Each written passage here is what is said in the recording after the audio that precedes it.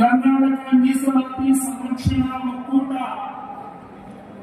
ಪೂಜ್ಯ ಸ್ವಾಮೀಜಿಯವರ ನೇತೃತ್ವದಲ್ಲಿ ಕೈಗೊಂಡಿರುವಂತಹ ಈ ಹೋರಾಟಕ್ಕೆ ಸಂಪೂರ್ಣವಾದಂತಹ ಬೆಂಬಲ ಇದೆ ಅಂತ ಹೇಳಿ ನಮ್ಮೆಲ್ಲರ ಬೆಂಬಲವನ್ನು ನಾವು ವ್ಯಕ್ತ ಮಾಡ್ತಾ ಇದ್ದೇವೆ.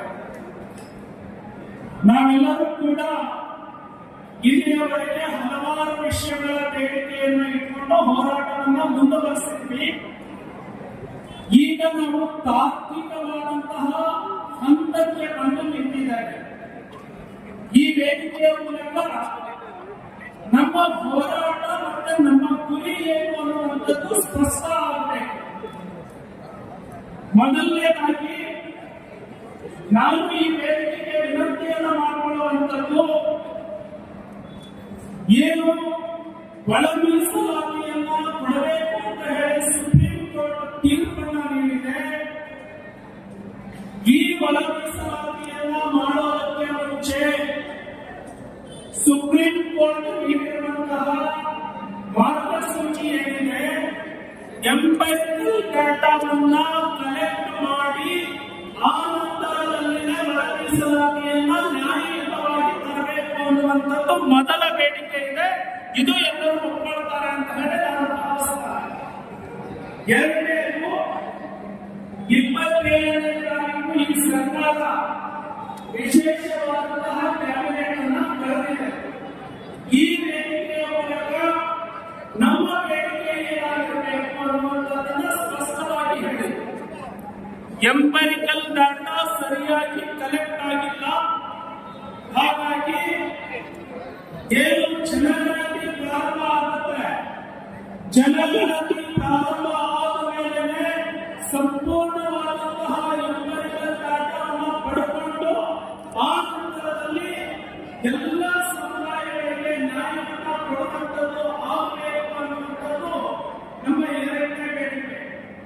ಮೂರನೇ ಬೇಡಿಕೆ, ಏನು 4 ವರ್ಗಗಳನ್ನು ಮಾಡಿದ್ವಿ, ಆ 4 ವರ್ಗಗಳನ್ನು ಹಾಗೆ ಉಳಿಸಿಕೊಂಡು ಅಲೆಮಾರಿ ಜಾತಿಗಳಿಗೆ ಪ್ರತ್ಯೇಕವಾಗಿ ಮೀಸಲಾತಿಯನ್ನ ಒಳ ಮೀಸಲಾತಿಯನ್ನ ಕೊಡೋದ್ರ ಮೂಲಕ ಕೇವಲ ಬಂಜಾರ, ಭೋವಿ, ಕೊರಚ, ಕೊರಮ ಈ 4 ಜಾತಿಗಳು ಸಿನೋನಿಮಸ್ ಇರುವಂತಹ ಕೆಟಗರಿಯಲ್ಲಿ ಬರೋದ್ರಿಂದ, ಅಂದ್ರೆ ಏಕರೂಪದ ಅಲೆಮಾರಿ ಸಂಸ್ಕೃತಿಯನ್ನು ಹೊಂದಿರೋದ್ರಿಂದ ಈ 4 ಜಾತಿಗಳಿಗೆ ಪ್ರತ್ಯೇಕವಾದಂತಹ ಮೀಸಲಾತಿ ಕೊಡೋದ್ರ ಮೂಲಕ ಎಲ್ಲ ಸಮುದಾಯಗಳಿಗೆ ನ್ಯಾಯವನ್ನು ಕೊಡಬೇಕು ಅನ್ನುವಂತಹ ಬೇಡಿಕೆಯನ್ನ ಇಡ್ತಾ ಈ ವೇದಿಕೆಯವರು 101 ಜಾತಿಗಳನ್ನ ಗಮನದಲ್ಲಿ ಇಟ್ಟುಕೊಂಡು ಬಂಜಾರ, ಭೋವಿ, ಕೊರಚ, ಕೊರಮಗಳಿಗೆ ಅನ್ಯಾಯವಾಗದ ರೀತಿಯಲ್ಲಿ ಈ ವೇದಿಕೆ ತೆಗೆದುಕೊಳ್ಳುವಂತಹ ತೀರ್ಮಾನಕ್ಕೆ ನಾವೆಲ್ಲರೂ ಬದ್ಧವಾಗಿರ್ತೇವೆ. ರಾಜಕೀಯ ಅನ್ನುವಂಥದ್ದು ನಮ್ಮದು ಎರಡನೆಯ ಅಂಶ. ಸಮುದಾಯದ ನ್ಯಾಯಕ್ಕಾಗಿ ನಾವು ಗಟ್ಟಿಯಾಗಿ ನಿಲ್ತೇವೆ. ಸಮುದಾಯದ ಪರವಾಗಿ ನಾವೆಲ್ಲರೂ ಕೂಡ ಗಟ್ಟಿಯಾಗಿ ನಿಲ್ಲೋಣ, ಒಗ್ಗಟ್ಟಾಗಿ ನಿಲ್ಲೋಣ. ಪಕ್ಷ ಭೇದವನ್ನು ಮರೆತು ಸಮಾಜದ ಧ್ವನಿಯಾಗಿ ನಾವು ಒಗ್ಗಟ್ಟಾಗೋಣ ಅನ್ನುವಂತಹ ಭಾವನೆಯನ್ನು ವ್ಯಕ್ತ ಮಾಡ್ತಾ ನನ್ನ ಮಾತನ್ನು ಮುಗಿಸ್ತೇನೆ. ಎಲ್ಲರಿಗೂ ನಮಸ್ಕಾರ. ಸರ್ದಾರ್ ಶಿವರಾಮ ಮಹಾರಾಜರಿಗೆ ಜೈ, ಇಮ್ಮಡಿ ಸಿದ್ದರಾಮೇಶ್ವರ ಸ್ವಾಮೀಜಿ ಅವರಿಗೆ ಜೈ, ಸರ್ದಾರ್ ಶಿವರಾಮ ಸ್ವಾಮೀಜಿ ಅವರಿಗೆ ಜೈ. ಶೋಷಿತ ಸಮುದಾಯದ ನ್ಯಾಯಕ್ಕಾಗಿ ಹೋರಾಟವನ್ನ ಕೈ ಎತ್ತಿಕೊಂಡಿರುವಂತಹ ಪರಮ ಪೂಜ್ಯ ಇಮ್ಮಡಿ ಸಿದ್ದರಾಮೇಶ್ವರ ಸ್ವಾಮೀಜಿಯವರ ಪಾದಕ್ಕೆ ಶಿರಸಾಷ್ಟಾಂಗ ನಮನವನ್ನು ಸಲ್ಲಿಸ್ತಾ, ಬಂಜಾರ ಸಮಾಜದ ಪರಮ ಪೂಜ್ಯರಾಗಿರುವಂತಹ ಸರ್ದಾರ್ ಶಿವರಾಮ ಸ್ವಾಮೀಜಿಯವರನ್ನ ಒಳಗೊಂಡು ಬಂಜಾರ, ಭೋವಿ ಸಮಾಜದ ಎಲ್ಲ ಹರಡಿರು ಚರಮೂರ್ತಿಗಳ ಪಾದಕ್ಕೆ ಶಿರಸಾಷ್ಟಾಂಗ ನಮನವನ್ನು ಸಲ್ಲಿಸ್ತಾ, ವೇದಿಕೆಯನ್ನ ಅಲಂಕರಿಸಿರುವಂತಹ ಎಲ್ಲ ರಾಜಕೀಯ ಮುಖಂಡರೇ, ಸಮಾಜದ ನಾಯಕರೇ, ಹೋರಾಟಕ್ಕೆ ರಾಜ್ಯದ ಮೂಲೆ ಮೂಲೆಯಿಂದ ಆಗಮಿಸಿರುವಂತಹ ಬಂಜಾರ, ಭೋವಿ, ಕೊರಚ, ಕೊರಮ ಸಮುದಾಯದ ಎಲ್ಲ ಹೋರಾಟಗಾರರಿಗೆ ನಮ್ಮ ಕೈ ಮುಗಿದು ಶರಣು.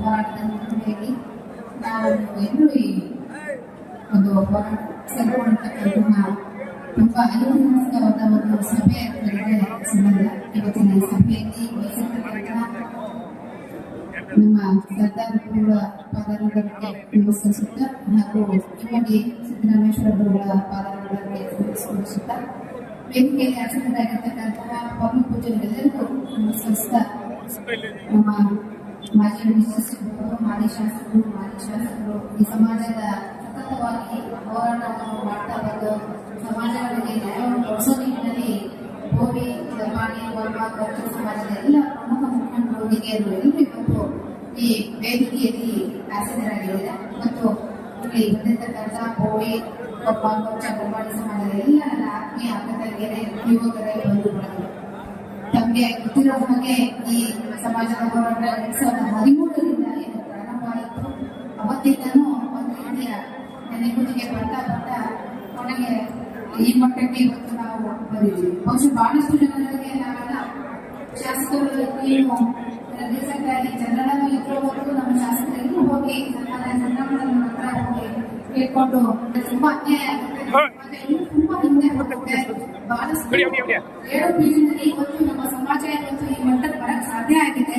ಮತ್ತೆ ನಮ್ಮನ್ನು ಹಿಂದೆ ಶಿಲಾಯುಗಕ್ಕೆ ನಮ್ಮ ತೆಗೆದುಕೊಂಡು ಹೋಗ್ಬಿಡಿ ಅಂತ ಬಹಳಷ್ಟು ಇದರಿಂದ ಅವ್ರಿಗೂ ಸಹ ಮನವಿ ಆದ್ರೂ ಸಹ ಇದು ಅಮೆಂಡ್ಮೆಂಟ್ ಆಗುವಂತೂ ನಮ್ಗೆ 6 ಮತ್ತು 5 ಒಂದು ರೀತಿಯಲ್ಲಿ ಒಂದು ಒಳ ಮೀಸಲಾತಿಯ ಮೆನ್ಷನ್ ಮಾಡಿ ABC ಮೆನ್ಷನ್ ಮಾಡಿದಾಗಲೂ ಸಹ ಜನಗಳಿಗೆ ಏನು ಅರ್ಥ ಆಗಿರಲಿಲ್ಲ. 6 ಮತ್ತು 5 ಸಿಕ್ಕಿದೆ ಅನ್ನೋ ಭಾವನೆ ಆಗಿತ್ತು. ಯಾವಾಗ ನೇಮಕಾತಿ ಇವತ್ತು ಒಂದು ಗೌರ್ಮೆಂಟ್ ಜಾಬ್ ಅಲ್ಲಿ ಬರಕ್ ಸಾಧ್ಯತೆ ಇಲ್ಲ. ಯಾವ ರೀತಿಯಲ್ಲಿ ಈ ರೀತಿಯ ಒಂದು ಸಮಸ್ಯೆ ಬಂದಾಗ ಬಹುಶಃ ನಮ್ಮ ಸಮಾಜ ಎಲ್ಲ ರೀತಿಯಲ್ಲಿ ಇವತ್ತು ಎಚ್ಚೆತ್ತುಕೊಂಡಿದೆ. ವಿಶೇಷವಾಗಿ ಇವತ್ತು ಗೋವಿ ಸಮಾಜದ ಪ್ರಮುಖ ಗುರುಗಳು ಬಂದಿರೋದು ವಿಶೇಷ. ನಾನು ಯಾವಾಗಲೂ ತಮಾಷೆ ಮಾಡ್ತಿದ್ದೆ, ಗುರುಗಳಿದ್ದೀರಪ್ಪ ಅವರ ಒಂದು ರೀತಿಯ ಕಲೆ ಇರುತ್ತೆ ಅಂತ ಹೇಳಿ ಸಮಾಜದ ಮುಖಂಡರಿಗೆ ನಿಜಕ್ಕೂ ಅವರಿಗೆ ನಾನು ಅಭಿನಂದನೆ ಸಲ್ಲಿಸ್ತೀನಿ. ಅವರಿಗೆ ನೇತೃತ್ವ ಹಾಗೆ ಮುಂದುವರಿಬೇಕು. ಏನು ಗೋವಿ ಸಮಾಜಕ್ಕೆ ನ್ಯಾಯ ಕೊಡಿಸಿಕೊಂಡು ನಿಮ್ಮ ಆಶೀರ್ವಾದ ಹಾಗೂ ಸಮಾಜದ ಮೇಲೆ ಇದ್ದು ನಮ್ಮೆಲ್ಲರೂ ಒಂದು ರೀತಿಯ ದಾರಿ ತೋರಿಸಿ ಈಗ ಮುಂದಿನ ಪೀಳಿಗೆಗೆ ತುಂಬಾ ದೊಡ್ಡ ಒಂದು ಅನ್ಯಾಯ ಆಗುತ್ತೆ. ಇದನ್ನ ಸರಿಯಾಗಿ ಈ ರೋಸ್ಟರ್ ಮೇಂಟೆನೆನ್ಸ್ ಏನ್ ಮಾಡಿದ್ದಾರೆ ಅದು ತಪ್ಪು ಅನ್ನೋದನ್ನ ಯಾವ ರೀತಿ ಮಾಡಬೇಕು ಒಂದು ಟೈಮ್ ತಗೊಳ್ಳಿತ್ತು. ಅವೆಲ್ಲ ಟೈಮ್ ತಗೊಂಡು ಅವರ ಮನಸ್ಸನ್ನ ಒಂದು ಸರಿಯಾಗಿ ಬಹುಶಃ ಹಿಂದುಳಿದ ವರ್ಗದ SC ಸಮಾಜದವರ ಕಾಳಜಿ ಇದ್ರೂ ಸಹ ಅವರೆಲ್ಲ ಒಂದ್ ಕಡೆ ಒತ್ತಡಗಳು ಸಹ ಅಷ್ಟೇ ಬರ್ತಾ ಇದೆ. ನಾವು ಆ ರೀತಿಯ ಒತ್ತಡಕ್ಕೆ ಅವ್ರಿಗೆ ನ್ಯಾಯ ಬಿಡಬಾರ್ದು. ನಮ್ಮ ಸಮಾಜಕ್ಕೆ ನ್ಯಾಯ ಕೊಡೋರು ನಾವು ಬೆನ್ನತ್ತು ಕೊಡುವ ನ್ಯಾಯ ತೆಗೆದುಕೊಳ್ಳುವ ನಿಟ್ಟಿನಲ್ಲಿ ನಾವೆಲ್ಲರೂ ಒಟ್ಟಾಗಿ ಹೋರಾಟ ಮಾಡೋಣ. ಈ ಹೋರಾಟಕ್ಕೆ ಜಯ ಸಿಗಲಿ. ಸರ್ದಾರ್ ಸೇವಾಲಾಲ್ ಗುರುಗಳು ತೆಗೆದುಕೊಂಡು ದಯವಿಟ್ಟು ಎಲ್ಲ ಸಮಾಜದ ಒಕ್ಕೂಟ ಮಾಡಿಕೊಂಡು ಏನು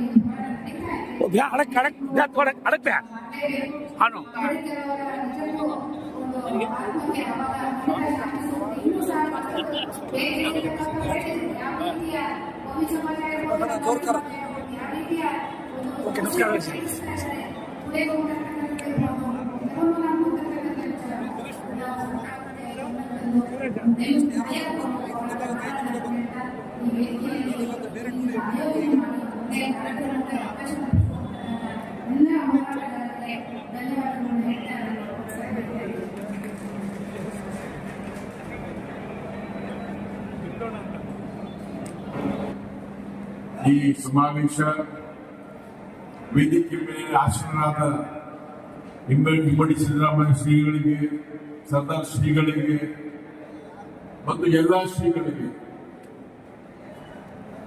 ನಮಸ್ಕಾರ ಮಾಡ್ತಾ, ಇವತ್ತು ಒಂದು ಐತಿಹಾಸಿಕ ಹೋರಾಟ ನಡೀತಾ ಇದೆ. ಈಗಾಗಲೇ ಅನೇಕರು ಸವಿಸ್ತಾರವಾಗಿ ಮಾತಾಡಿದ್ದಾರೆ. ನಾನು ಕೆಲವು ವಿಷಯಗಳನ್ನು ಬಿಟ್ಟಿದ ವಿಷಯಗಳನ್ನು ನಾನು ಮಾತಾಡ್ತೇನೆ. ಇವತ್ತು ನಾನು ಮಂಜುನಾಥ್ ಪ್ರಸಾದ್ ಅವರಿಗೆ ಅರವಿಂದ್ ಲಿಂಬಾವಳಿ ಅವರ ಮತ್ತು ನಾವು ಎಲ್ಲರೂ ಒಂದು ಸಮಿತಿ ಮಾಡಿದ್ವಿ. ನಾವು 2025 ಇಸ್ವಿ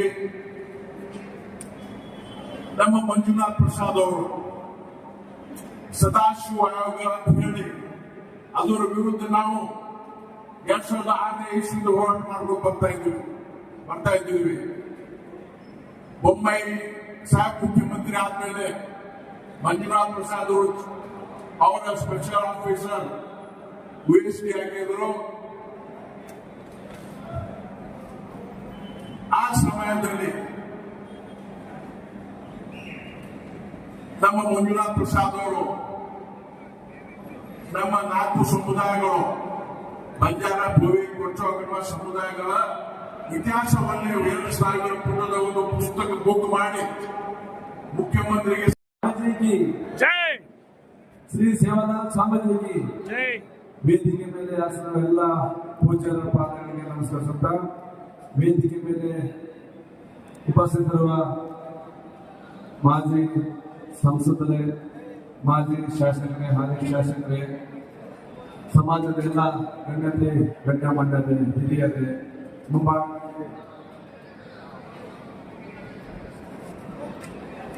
ಮುಂಭಾಗದಲ್ಲಿ ಆಸನಿರುವ ಎಲ್ಲ ಸಮಾಜದ ಗಣ್ಯರೇ, ಹಿರಿಯರೇ ಮತ್ತು ಬಂಧು ಮಿತ್ರರೇ, ಬೆಳಗಿಂದ ಸಮಾಜಕ್ಕೆ ಆಗ್ತಿರುವ ಅನ್ಯಾಯದ ಬಗ್ಗೆ ಎಲ್ಲ ಹಿರಿಯರೆಲ್ಲ ಮನವಿಗಳನ್ನು ಕೇಳಿಕೊಂಡಿದ್ವಿ.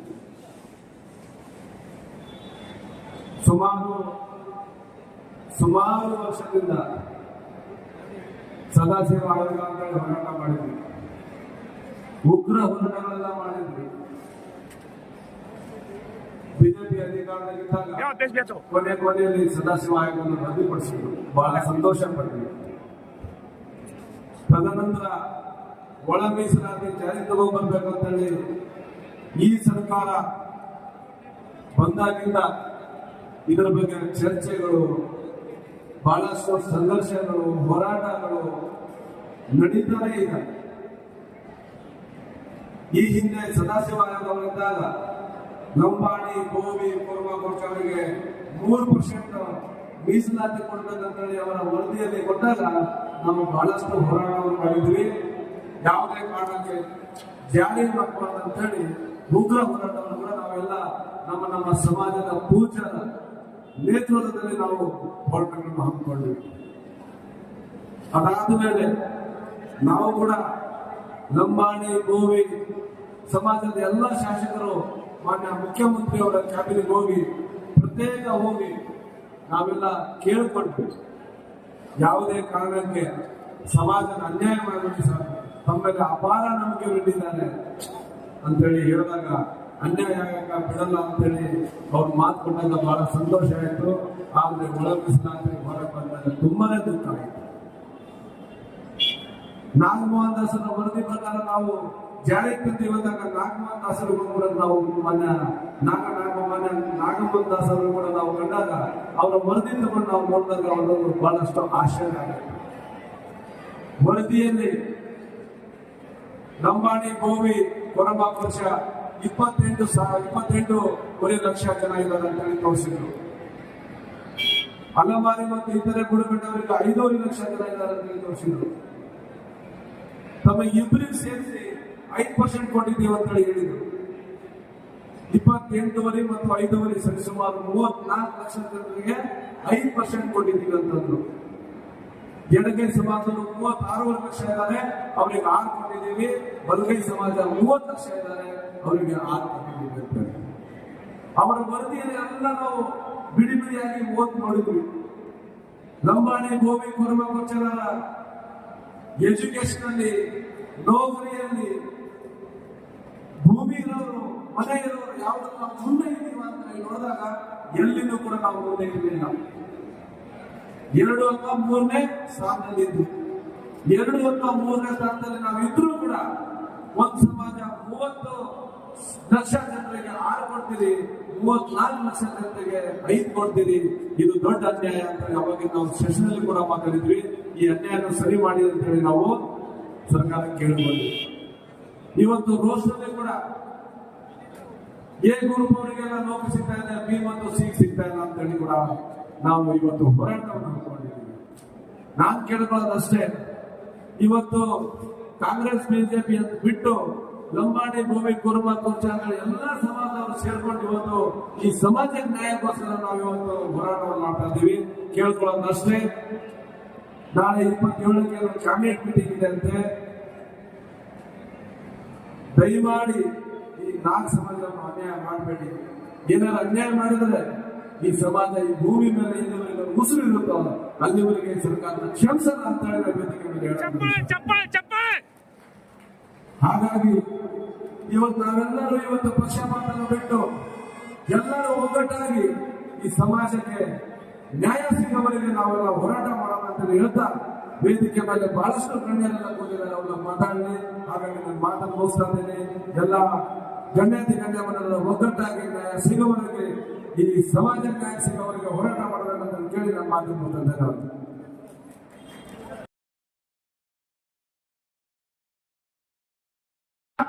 ಬೆಂಗಳೂರು ಚಲೋ ಬೃಹತ್ ಪ್ರತಿಭಟನಾ ಕಾರ್ಯಕ್ರಮದ ದಿವ್ಯ ಸಾನ್ನಿಧ್ಯವನ್ನು ವಹಿಸಿದಂತ ಪರಮ ಪೂಜ್ಯರನ್ನು ಒಳಗೊಂಡಂತೆ ಮತ್ತು ಇನ್ನೋರ್ವ ಪರಮ ಪೂಜ್ಯರು ಮತ್ತು ಈ ವೇದಿಕೆ ಮೇಲೆ ಆಸೀನರುವಂತ ಎಲ್ಲ ಪರಮ ಪೂಜ್ಯರ ಪಾದಗಳಿಗೆ ನಮಸ್ಕರಿಸಿ, ವೇದಿಕೆ ಮೇಲೆ ಆಸೀನರುವಂತ ಎಲ್ಲ ಗಣ್ಯಮಾನ್ಯರಿಗೂ ಮತ್ತು ಈ ಕಾರ್ಯಕ್ರಮಕ್ಕೆ ಭಾಗವಹಿಸಿದಂತ ಮೂಲೆಯಿಂದ ಬಂದಿರುವಂತ ನಮ್ಮ 4 ಸಮಾಜದ ಬಂಜಾರ, ಗೋವಿ, ಕೊರಚ, ಕೊರಮ ಈ 4 ಸಮಾಜದ ಪ್ರತಿಯೊಬ್ಬರಿಗೂ ಸಹಿತ ಅನಂತ ನಮಸ್ಕಾರಗಳನ್ನು ಕೋರಿ, ನಮಗೆಲ್ಲರೂ ಗೊತ್ತಿರುವ ಹಾಗೆ ಈ ಸಮಾಜ 4 ಸಮಾಜಕ್ಕೆ ಸುಮಾರು 13-14 ವರ್ಷದಿಂದ ನಮ್ಮನ್ನು ಏನ್ ಮಾಡ್ತಾ ಇದ್ದಾರೆ ಅಂದ್ರೆ, ಬರೇ ಈ ಒಳ ಮೀಸಲಾತಿಯ ವಿಷಯವನ್ನು ತಗೊಂಡು ಬರೇ ಬೀದಿಯಲ್ಲಿ ನಿಲ್ಲಿಸುವಂತದ್ದನ್ನ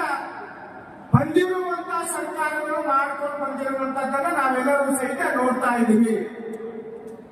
ನಾವೆಲ್ಲರೂ ಸಹಿತ ವಿಧಾನಸೌಧದಲ್ಲಿಯೂ ಸಹಿತ ಜಸ್ಟಿಸ್ ನಾಗಮಂದಾಸ ವರದಿಯನ್ನ ನಾನು ಸುಮಾರು 12 ನಿಮಿಷಗಳ ಕಾಲ ಅದರಲ್ಲಿ ಮಾತನಾಡಿದ್ದೆ.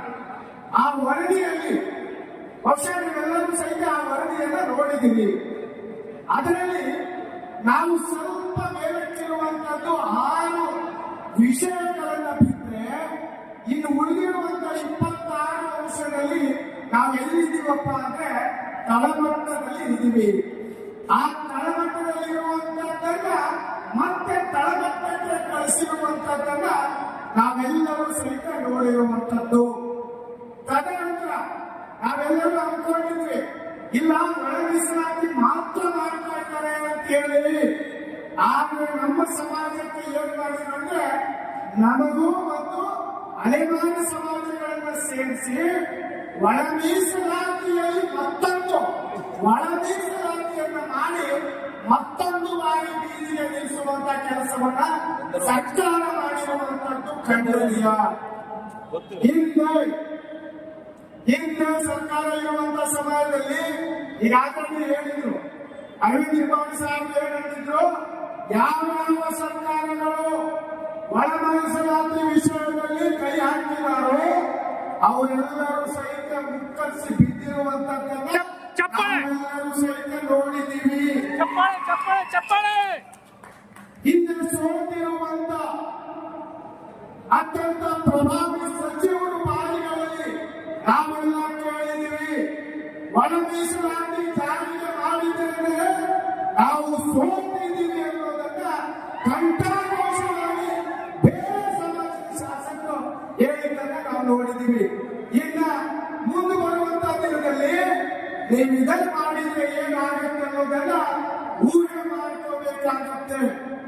ಯಾಕಂದ್ರೆ ಇವತ್ತು ನೀವು ಹೇಳಿದ್ರು SMPTSP ಹಣವನ್ನ ಹೇಗೆ ದುರುಪಯೋಗ ಮಾಡ್ಕೋತಾ ಇದ್ದಾರೆ ಅಂತ ಹೇಳಿ ಅರವಿಂದ್ ಲಿಂಬಾವಳಿ ಸಾಹೇಬ್ ಬಹಳ ಚೆನ್ನಾಗಿ ಹೇಳಿದ್ರು. ಸರ್ಕಾರ ಸಮರ್ಥನೆ ಮಾಡ್ಕೊಂಡಿದೆ ಅಂದ್ರೆ ನೀವು SC ST ಜನ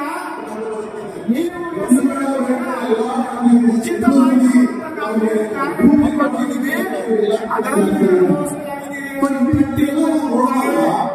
ಅಲ್ಲ ನಮ್ಮ ಮನೆಯಲ್ಲಿರುವಂತ ಹೆಣ್ಮಕ್ಳು ದುಡಿಲಿ ಮನೆ ಊಟ ಸಿಗೋದಿಲ್ಲ.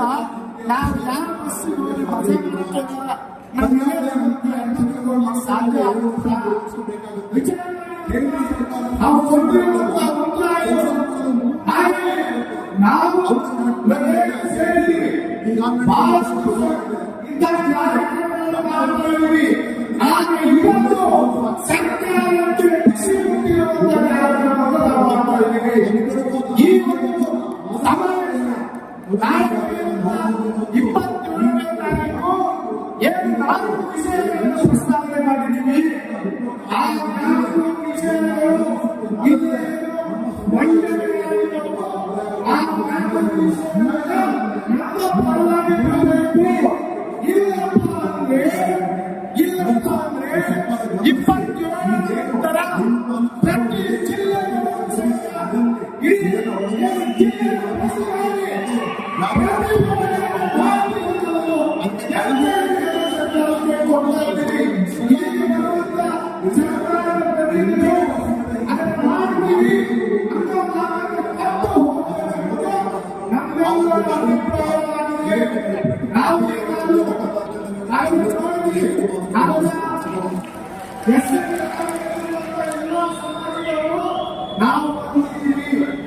ನಾವು